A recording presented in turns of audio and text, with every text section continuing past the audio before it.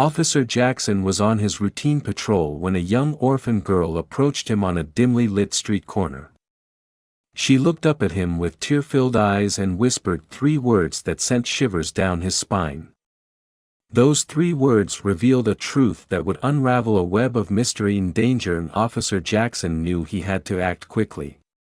But before we start, make sure to subscribe if you haven't and hit that notification bell so that you won't miss any new stories.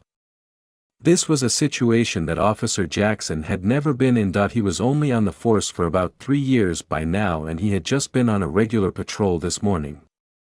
His college officer, Maroy, was waiting in the car for him and had seen everything unfold. She had already made her way over to Jackson and the little girl and told them that she would quickly scout the area to see if she could determine where this girl had come from. Maybe her parents were also still around here somewhere and the girl was just lost. All the while, Officer Jackson stayed with the girl. It was clear to him that she trusted him, and he was not about to betray that trust in any way. He walked her to the police car and sat down in the back with her. Officer Jackson had taken a picture of the young girl and sent that to all the officers. They were starting to go door to door with it and asking everybody who opened up for them if they knew her or if they had even ever seen her before. But in the end, their efforts were not completely for nothing. One older woman that was willing to open the door for them did recognize the girl, but she did make a quick comment when she saw the girl's photo. "That girl there, she is an orphan, no mother, no father." When Officer Marwa pressed her to tell them how she knew this or if she could give them more information, the older woman quickly seemed to realize what she had just said and told the officers that she did not know anything else, and the longer Marwa tried to talk to her, the more stressed she seemed to become until the woman slammed the door in her face. Officer Muroy knew that if she wanted to get more information out of this woman, she would either have to arrest her or get a search warrant to go through the house. For now, their search had come to an end, and even though they had some information, they still had no idea where this girl came from, because even if the old woman was right and she was in fact an orphan, then where had she been all this time? She had to have been living somewhere. There, if she lived on the street, she would have been noticed a while ago. Who had taken care of her? Defeated Officer Murray reported back to Jackson, who was still waiting with the young girl in the back seat of the police car. The next step was to take her to the police station and work it out from there. On the ride back to the police station, the 2 officers discussed what would be their best course of action.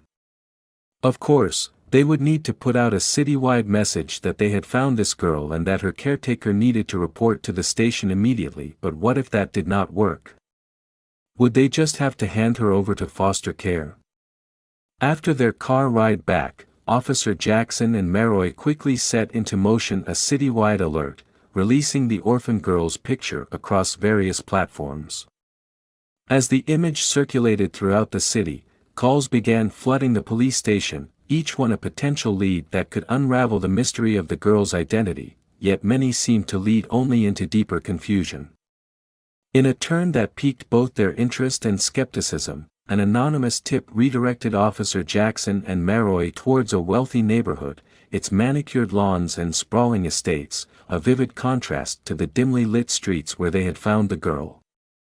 They couldn't help but wonder what connection, if any, this polished world could have to the orphan's mysterious story. In this opulent setting, the residents they encountered were polite, yet there was an unmistakable air of skepticism in their responses.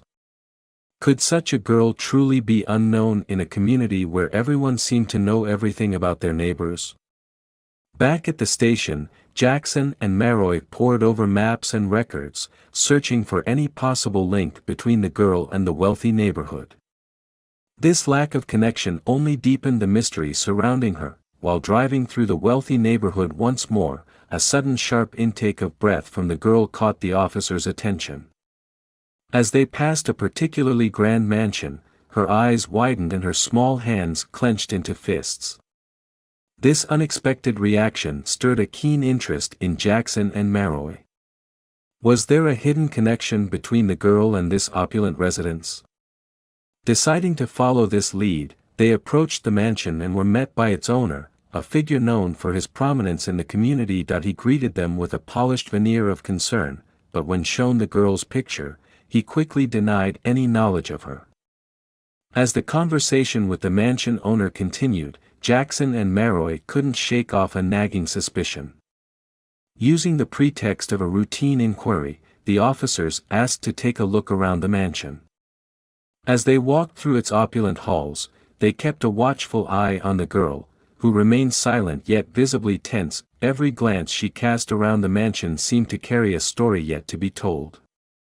Leaving the mansion with more questions than answers, Jackson and Maroy felt a deepening sense of uncertainty. The owner's polished denial and the girl's silent telling reactions created a puzzle that refused to fit together neatly. Back at their desks, Jackson and Maroy began to peel back the layers of the mansion owner's life, combing through financial records and past interactions. Among the mansion owner's financial records were transactions that raised eyebrows, large sums of money moving in unusual patterns and connections to shadowy figures in the city's social elite. These dealings painted a picture of someone who played at the edges of legality, adept at staying just within the lines. Despite these findings, nothing they uncovered could directly link the mansion owner to the girl. With concrete evidence elusive, Jackson and Maroy decided on a new approach. They set up discreet surveillance on the mansion and its owner, hoping that a watchful eye might reveal something the paper trail had not. With a mixture of determination and apprehension, Jackson and Maroy approached the mansion once more, their strides resolute. Inside the mansion, the atmosphere crackled with an electric charge as the officers pointed, probing questions at the owner. They watched, keen-eyed, as his polished facade began to show cracks, his responses shifting from smooth assurances to defensive retorts. Amidst the heated exchange, the girl, who had been a silent shadow by the officer's side, suddenly showed signs of overwhelming distress. In a moment as fragile as it was unexpected, the girl's voice, long silent, pierced the tense air. Her words, "There are others," were soft yet carried the weight of 1,000 unspoken horrors. This revelation, simple yet chilling, hung in the room, a specter that instantly shifted the narrative of the investigation. With a mixture of shock and determination, they detained the mansion owner, his earlier composure now replaced by a look of disbelief. As they escorted him from his opulent surroundings, the officers knew they were stepping into a potentially deep and troubling part of the investigation. Recognizing the gravity of the girl's statement, a comprehensive search of the property was quickly organized. Jackson and Maroy called in additional officers, briefing them with an urgency that underscored the potential seriousness of what they might uncover. The mansion, once a symbol of wealth and status, was now the focus of grim and intense scrutiny. In a secluded wing of the mansion, their methodical search led them to an unassuming door, skillfully hidden within the intricate designs of the wall. The discovery of this hidden area sent a ripple of apprehension through the team. As the hidden door swung open, a grim scene unfolded before the officers' eyes. Each confined space revealed another child, each appearing just as bewildered and neglected as the first girl they had found. The discovery of these children hidden away in such deplorable conditions sent waves of shock and anger through the team. It became chillingly clear that she, along with the other children, had been used as mere sources of income, a despicable exploitation hidden beneath a veneer of wealth and respectability. With each document and each testimony from the rescued children, the horrifying reality of the situation became more apparent. The mansion owner had been running a sinister operation, exploiting vulnerable children for financial gain. Following the shocking discoveries within the mansion, the owner was formally arrested.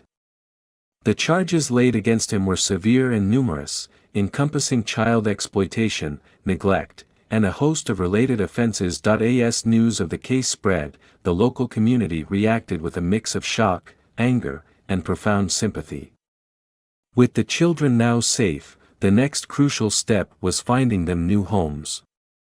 Child welfare agencies, bolstered by community support, worked tirelessly to identify foster and adoptive families.